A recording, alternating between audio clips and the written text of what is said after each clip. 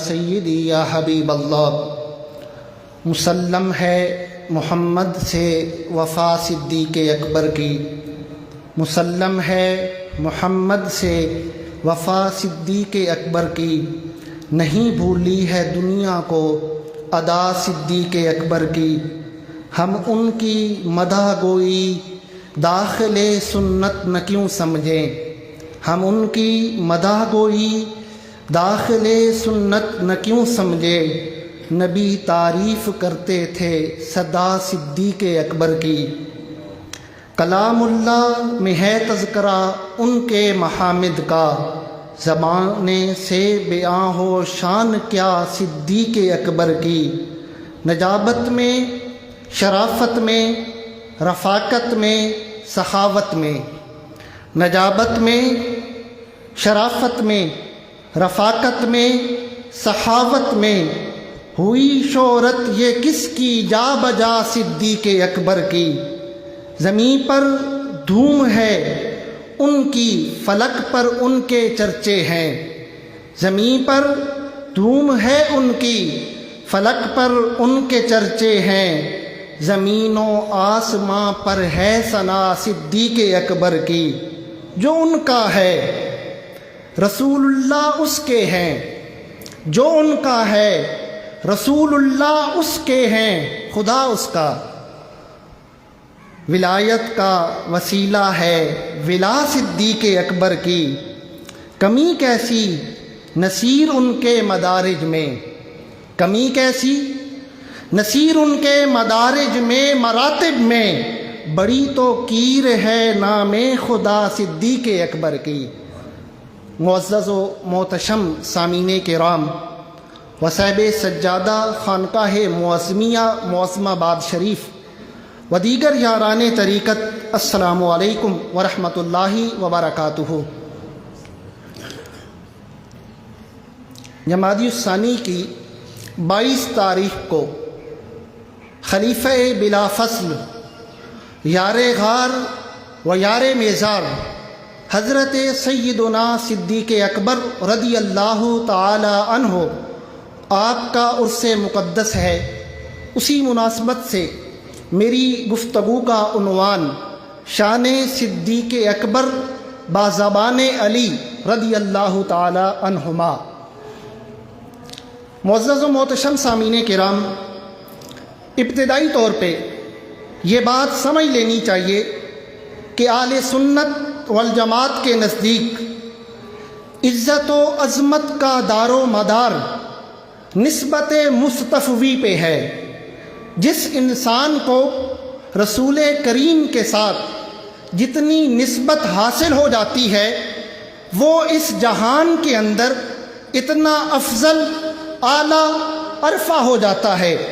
یہ ہمارے نزدیک، اہل سنت کے نزدیک 1400 سال سے متفقہ عقیدہ اور نظریہ ہے کہ اگر کسی کو اس کائنات کے اندر، اگر کسی کو اس جہان میں عزت و عظمت ملی ہے تو میرے مصطفیٰ کی نسبت کی وجہ سے ملی ہے۔ اور یہ بھی یاد کر لیں، نسبت مصطفی میں، رسول کریم کی نسبت میں جو پہلی سیڑھی ہے اور جو بنیاد ہے، وہ میرے رسول اللہ کی ذات پہ ایمان لے کے آنا ہے۔ اگر حضور کے ساتھ رشتہ داری ہو، قرابت ہو، نسبت ہو، لیکن محمد الرسول اللہ نہیں مانتا، محمد کو محمد بن عبداللہ ہی مانتا ہے، تو وہ کبھی بھی افضل، عرفہ، اعلیٰ، قابل تعریف نہیں ہو سکتا۔ یہ ایک مسلمہ حقیقت ہے، یہ میری بات نہیں، یہ کسی فقیہ کی بات نہیں، یہ کسی محدث اور مفسر کا قول نہیں۔ آؤ حضور کا فرمان سناتا ہوں۔ لجپال نبی نے ارشاد فرمایا، لا قرابۃ بینی و بین ابی لہب، حضور فرماتے ہیں کہ میرے اور ابو لہب کے درمیان کوئی رشتہ داری نہیں ہے۔ بظاہراً رشتہ داری ہے، تعلق ہے، لیکن حضور نے واضح طور پہ یہ اعلان کر دیا کہ اگر میرے ساتھ تعلق ہے، میرے ساتھ نسبت ہے، میرے ساتھ قرابت ہے تو قرابت داری فائدہ اس وقت دے گی جب سینے کے اندر میری محبت ہوگی۔ اور کمال ہے کہ ایک نوجوان فارس سے آتا ہے، اجمی ہے، عربی بھی نہیں ہے، کوئی جاننے والا نہیں ہے، کوئی رشتہ دار نہیں ہے، لیکن جب میرے محبوب کی زلفوں کا اسیر ہو گیا، جب ودخا والے مکھڑے کو دیکھ کے محمد کو محمد الرسول اللہ مان لیا، حضور فرماتے ہیں سلمان منا اہل البیت، سلمان تو میری آل بیت میں سے ہے۔ سلمان کو کوئی فارسی نہ سمجھے، سلمان کو کوئی اجمی نہ سمجھے، کوئی یہ نہ کہے کہ اس کو جاننے والا کوئی نہیں ہے، اس کا کوئی تعلق دار نہیں ہے، بلکہ سلمان کو میں یہ اعزاز دیتا ہوں کہ اس کی میرے ساتھ قرابت داری ہے۔ اور آج بھی ان کے مزار پہ قبلہ حضرت صاحب تشریف لے کر گئے ہیں، یہ بات واضح طور پہ لکھی ہوئی ہے کہ سلمان منا اہل البیت، کہ سلمان میری اہل بیت میں سے ہے۔ سبحان اللہ، سبحان اللہ۔ حضور فرما رہے ہیں کہ باقاعدہ آپ کے مزار پہ یہ لکھا ہے کہ اب سلمان کو فارسی نہ کہو بلکہ سلمان تو محمدی ہے۔ یہ اتنا بڑا اعزاز، یہ اتنی بڑی عظمت کس وجہ سے ملی کہ انہوں نے میرے محبوب کو محبوب خدا مانا، رسول اللہ کو اللہ کا بھیجا ہوا نبی مانا، تو حضور نے یہ مقام اور یہ عزت عطا فرمائی۔ میں اپنے موضوع کی طرف آنا چاہتا ہوں۔ معزز و محتشم سامعین کرام، جیسے میں نے پہلے کہا کہ یہ کوئی آج کی بات نہیں، اہل سنت والجماعت کا 1400 سالہ متفق کا عقیدہ ہے۔ سندھ کے بہت بڑے عالم اور بہت بڑے سید زادے سیدنا سید مخدوم ہاشم ٹھٹوی رحمۃ اللہ تعالی علیہ نے باقاعدہ ایک مستقل اس موضوع پہ کتاب لکھی، الطریقۃ المحمدیہ فی حقیقت القطع بالافضلیہ۔ آپ نے باقاعدہ حضرت صدیق اکبر کی افضلیت کو، کہ آپ کی افضلیت قطعی طور پہ ثابت ہے، اسے اس کتاب کے اندر بیان کیا۔ صدیق اکبر کی شان میں انبیاء کے بعد سب سے زیادہ آیات سیدنا صدیق اکبر کی شان میں ہیں۔ مخدوم ہاشم ٹھٹوی رحمۃ اللہ تعالی علیہ اس کتاب میں لکھتے ہیں کہ سیدنا صدیق اکبر کی شان میں 800 سے زائد احادیث طیبہ موجود ہیں۔ اسی کتاب میں آپ لکھتے ہیں کہ سیدنا صدیق اکبر کی افضلیت میں کائنات کے اندر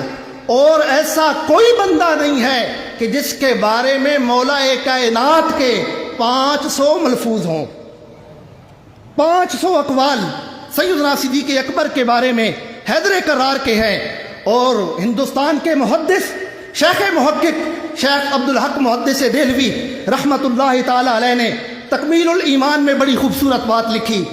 آپ کہتے ہیں کہ اگرچہ سیدنا صدیق اکبر کی افضلیت قرآن سے ثابت کی جا سکتی ہے،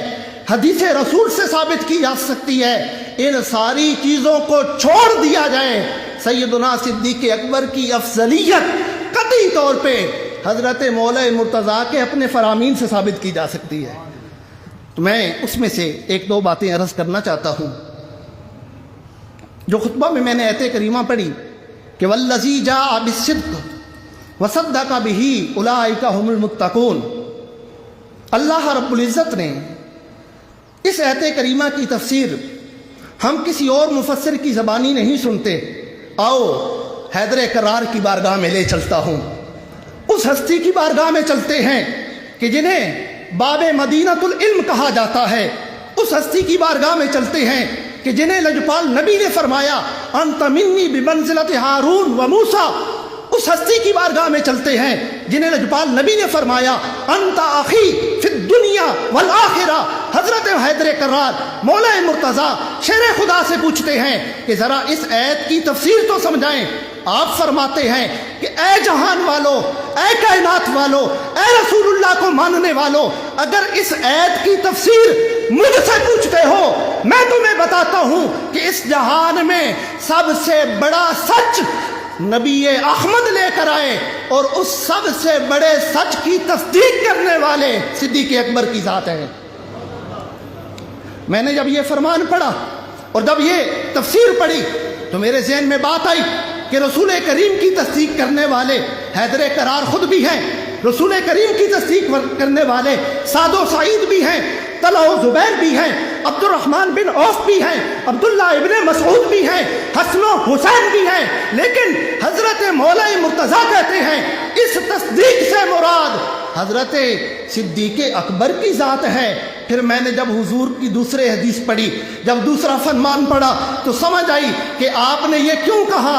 آپ کہتے ہیں لو وزینا، یہ حضور کا فرمان ہے، لو وزینا ایمان ابی بکر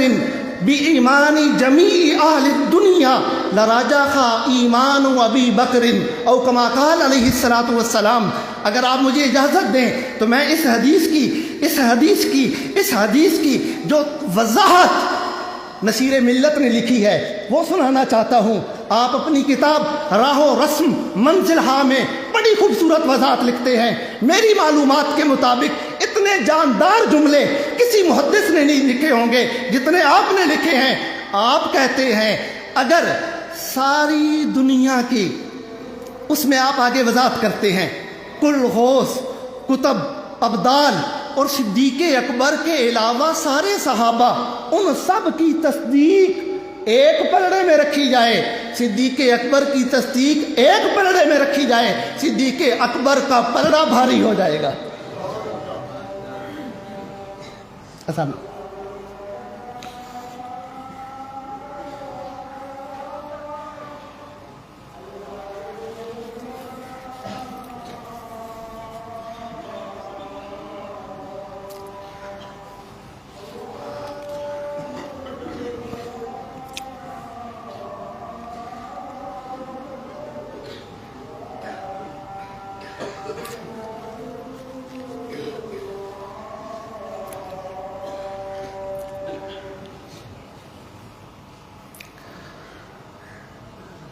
تو آپ فرماتے ہیں کہ وہ ایک پلڑا جو ہے سب پہ بھاری پڑ جائے گا، اور یہ لکھنے والے نصیر ملت ہیں، اور میں یہ دعوت فکر دوں گا بالخصوص جو اس آستان کے ساتھ وابستہ ہیں کہ وہ راہ و رسم منزل ہا کا یہ جو حصہ ہے، تقریباً یہ 200 سے کچھ اوپر صفحات پہ آپ نے وضاحت لکھی ہے، اسے ضرور پڑھیں، اسے یاد کریں، اور اس مہینے کے اندر اس کا بیان ضروری طور پہ کریں کہ ساری کائنات کی جتنے بھی انبیاء کے بعد حضور علیہ الصلوۃ والسلام کی تصدیق کرنے والے لوگ ہیں، ایک پلڑے میں ہو، اور صدیق اکبر کی تصدیق ایک پلڑے میں ہو تو وہ بھاری ہے۔ حضرت مولا مرتضیٰ رضی اللہ تعالی عنہ، آپ کا خلافت کا زمانہ ہے، اور حضرت حیدر کرار کے پاس ایک بندہ حاضر ہوا، سوید بن غفلہ اس کا نام ہے، اور وہ آ کر کہتا ہے کہ جناب میں نے ابھی کچھ لوگوں کو سنا ہے، وہ عجیب و غریب باتیں کر رہے ہیں صدیق و عمر کے بارے میں، ان کی باتوں سے مجھے بڑا عجیب اور تعجب ہوا، اور ساتھ وہ یہ بھی کہہ رہے تھے کہ اندر اندر حضرت علی بھی یہی کچھ رکھتے ہیں، ان کی کچھ مجبوریاں ہیں، اس لیے اسے ظاہر نہیں کرتے۔ جب حضرت مولا مرتضیٰ نے یہ بات سنی، اب زمانہ خلافت بھی آپ کا ہے، مسجد کوفہ بھی آپ کی ہے، اور منبر بھی آپ کا اپنا ہے، خطیب بھی آپ خود ہیں، آپ بیٹھ گئے اور خطبہ دیا، اور خطبہ بڑا طویل دیا، صدیق اکبر کی عظمت کا بیان کیا، فاروق اعظم کی عظمت کا بیان کیا۔ اس خطبے میں سے چند باتیں عرض کرنا چاہتا ہوں۔ خطیب مولا مرتضیٰ ہے، جس کی عظمت پہ خطبہ دیا جا رہا ہے، وہ خلیفہ بلا فصل سیدنا صدیق اکبر کی ذات ہے۔ آپ نے کہا اعوذ باللہ ان ازمرا لہما الا الحسن الجمیل، اللہ کی پناہ کہ میں ان کے بارے میں کوئی ایسی بات سوچوں جس طرح میرا ظاہر صاف اور ستھرا ہے، باطن اس سے بھی زیادہ خوبصورت ہے۔ کیوں؟ آگے وجہ بیان کی، کہا آخا وا رسول اللہ صلی اللہ علیہ وسلم، میں ان کے بارے میں ایسی بات کیسے سوچ سکتا ہوں، وہ دونوں تو رسول اللہ کے بھائی ہیں۔ اور آگے کمال کر دیا، آپ فرماتے ہیں قال خیر الناس بعد رسول اللہ ابو بکر اس جہان کے اندر حضور کے بعد سب سے افضل، سب سے اعلیٰ، سب سے عرفہ صدیق اکبر کی ذات ہے۔ اور صرف اتنا نہیں، آگے کمال کر دیا، آج بھی کچھ لوگوں کو محبت علی کا بخار ہے، آج بھی کچھ لوگ محبت علی کا دم بھرنے والے ہیں، در حقیقت دل کے اندر بغض صحابہ ہے۔ حضرت مولا مرتضیٰ فرماتے ہیں، آپ نے فیصلہ کر دیا، آپ نے کہا فمن احبنی فلیحبہما ومن لم یحبہما فقد ابغضنی۔ آپ کہتے ہیں اگر کوئی بندہ میری محبت کا دعوے دار ہے، اگر کوئی یہ کہتا ہے میں حیدری ہوں، میں کلندری ہوں، تو اس کی حیدری، اس کی کلندری تب مانی جائے گی جب دل میں صدیق کی محبت ہو، جب دل میں فاروق کا پیار ہو، اگر دل کے اندر رسول اللہ کے صحابہ کا بغض ہے، مولا علی اس کی محبت قبول کرتے نہیں ہیں۔ آپ کہتے ہیں اگلی بات کمال کر دیا، لا یجتمع حبی و بغض ابی بکر و عمر فی قلب مومن۔ حضرت مولا مرتضیٰ کہتے ہیں میری محبت ابو بکر اور عمر کا بغض مومن کے دل میں اکٹھا نہیں ہو سکتا۔ یہ نہیں ہو سکتا کہ کسی دل میں میری محبت بھی ہو اور ابو بکر اور عمر کا بغض ہو، یہ ہو ہی نہیں سکتا۔ میں اپنی بات کو انہی الفاظ پہ ختم کر رہا ہوں، خدا صدیق کہتا ہے، نبی صدیق کہتے ہیں، خدا صدیق کہتا ہے، نبی صدیق کہتے ہیں، کلندر غوث اقطاب و ولی صدیق کہتے ہیں، کلندر غوث اقطاب و ولی صدیق کہتے ہیں۔ قسم، ویسے تو شہزاد کا کلام ہے، میں نے تھوڑی اس میں تبازمائی کر دی ہے۔ قسم شیرازی کھا کر ذات باری کی سرے منبر، قسم شیرازی کھا کر